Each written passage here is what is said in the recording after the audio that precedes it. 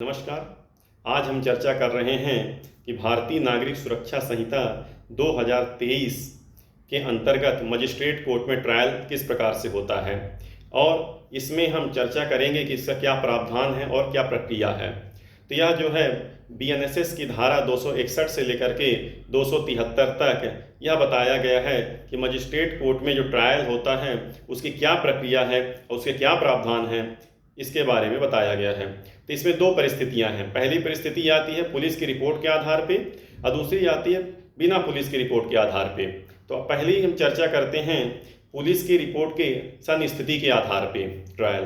तो यह जो है धारा 261 से लेकर के धारा 266 तक है और फिर धारा 271 से लेकर के धारा 273 तक है। तो पहली धारा है धारा 261, जिसमें यह है कि धारा 230 का अनुपालन होना। इस धारा के अनुसार पुलिस जो है अभियुक्त को मजिस्ट्रेट कोर्ट में प्रस्तुत करती है और मजिस्ट्रेट के सामने उसे हाजिर करती है। अब मजिस्ट्रेट को यह आश्वासन हो जाए कि यह धारा 230 का अनुपालन किया गया है। अब दूसरी बात आती है धारा 262। धारा 262 यह कहती है कि अभियुक्त का उन्मोचन या डिस्चार्ज। अब जो पुलिस अभियुक्त को जहां मजिस्ट्रेट कोर्ट के सामने प्रस्तुत करती है, यदि मजिस्ट्रेट को प्रथम दृष्टया में यह लगता है कि यह आरोप जो लगाया गया है वह निराधार है, तो इस स्थिति में जो है उसे डिस्चार्ज कर देती है। अब बात करते हैं धारा 263। धारा 263 यह कहता है फ्रेमिंग अ चार्ज।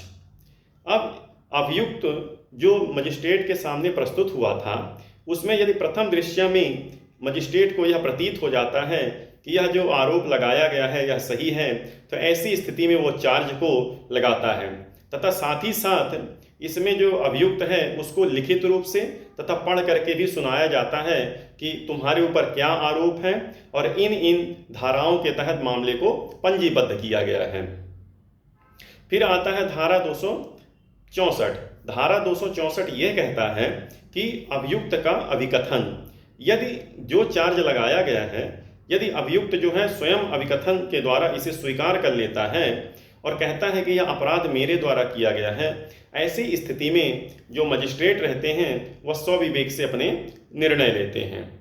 फिर आता है धारा 265। धारा 265 यह कहता है कि यदि अभियुक्त के द्वारा यह इनकार कर लिया जाता है यह अपराध मेरे द्वारा नहीं किया गया है, तो साथ ही साथ यह भी कहा जाता है कि इसके लिए ट्रायल किया जाए, तो ऐसी स्थिति में अभियोजन पक्ष को लिखित रूप से साक्ष्य को प्रस्तुत करने और एविडेंस को रिकॉर्ड कराने के लिए एक नियत तिथि को निर्धारित की जाती है।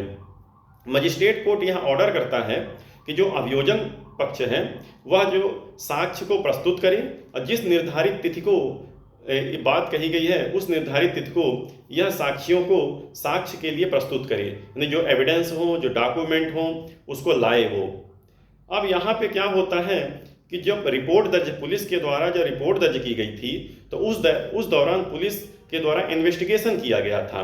तो जो पुलिस के द्वारा इन्वेस्टिगेशन किया गया था, जो आईओ ने जो पहले बयान दर्ज किया था, उस बयान की प्रतियां जो हैं वो अभियुक्त को प्रदान की जाए, ऐसा ऑर्डर मजिस्ट्रेट के द्वारा किया जाता है।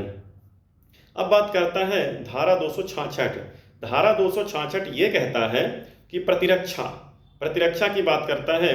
इसमें मजिस्ट्रेट जो है वो अभियुक्त की परीक्षा करता है और साथ साथ मजिस्ट्रेट के सामने अभियुक्त इस बात को रखता है कि उसे डिफेंस के रूप में एविडेंस पेश करने का समय दिया जाए। तो इसी में धारा 266 ये कहती है कि जो अभियुक्त है वो अपने बचाव में, अपनी प्रतिरक्षा में एविडेंस को प्रस्तुत करेगा या जो उसके साक्षी हैं उसको प्रस्तुत करता है। इसके बाद आता है धारा 271। धारा 271 ये कहता है दोष सिद्ध या दोष मुक्त होना। इसमें मजिस्ट्रेट के समक्ष जो पक्ष और विपक्ष यानी अभियोजन पक्ष और जो अभियुक्त पक्ष हैं उनके द्वारा जो साक्ष्य प्रस्तुत किए जाते हैं उन साक्ष्यों पर विचार करने के बाद, बहस होने के बाद यदि मजिस्ट्रेट को लगता है कि यह जो आरोप लगाया गया था यह निराधार है, तो ऐसी स्थिति में उस अभियुक्त को दोष मुक्त कर देता है।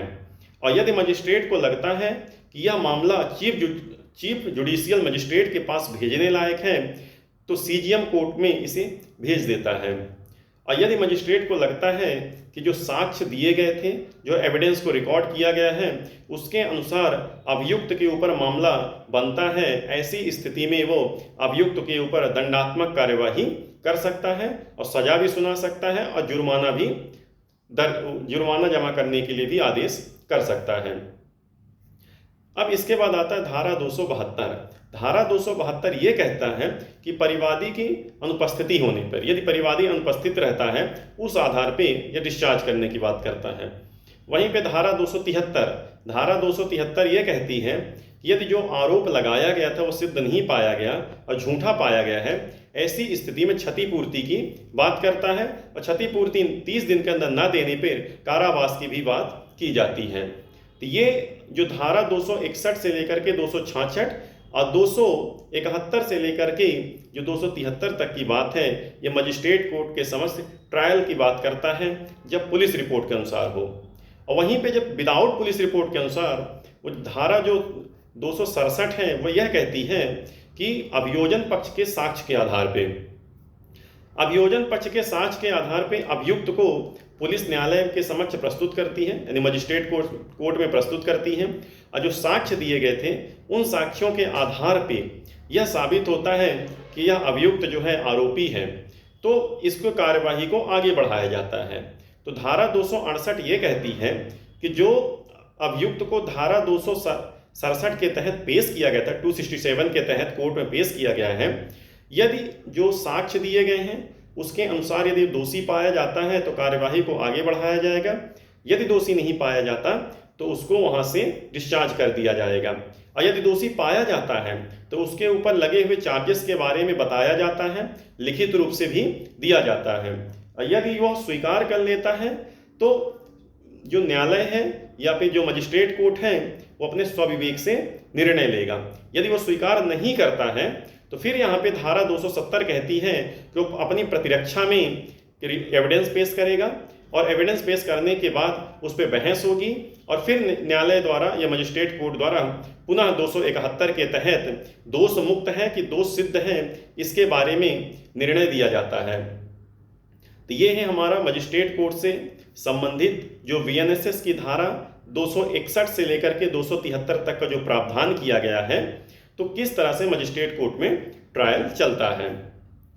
तो ये हमारा आज का टॉपिक था। इस टॉपिक में हमने चर्चा किया और ये एक महत्वपूर्ण टॉपिक है कि मजिस्ट्रेट कोर्ट में ट्रायल का क्या प्रावधान है भारतीय नागरिक सुरक्षा संहिता 2023 के अनुसार। वर्तमान समय में ये वीएनएसएस चल रहा है, इससे पहले जो था आईपीसी और सीआरपीसी जो था उसको 2023 के बाद बदल दिया गया है। तो ये था हमारा आज का टॉपिक। बहुत बहुत धन्यवाद।